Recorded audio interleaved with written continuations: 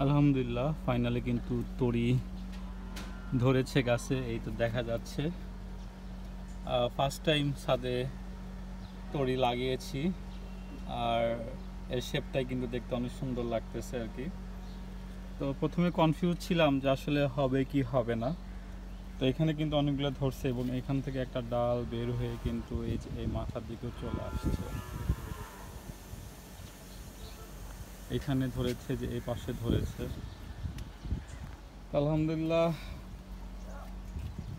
Plan successful.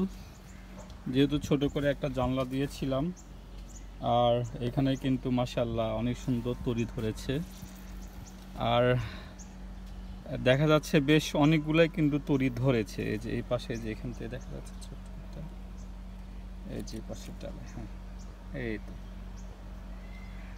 যে এখানে কিন্তু একটা ধরেছে, তার মাথার উপরে কিন্তু ছোট ছোট অসংখ্য আছে।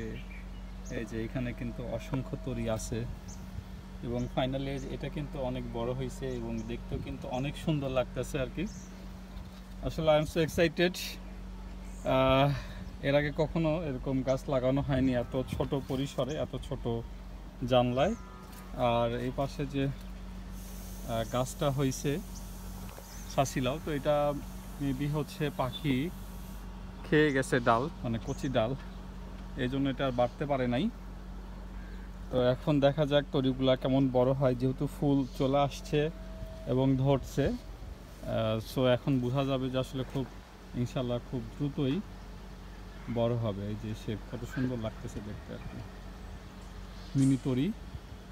আর এরকম যদি ধরে তো এই বছর ইনশাল্লাহ সবজি হিসাবে তরি কিনতে হবে না আর।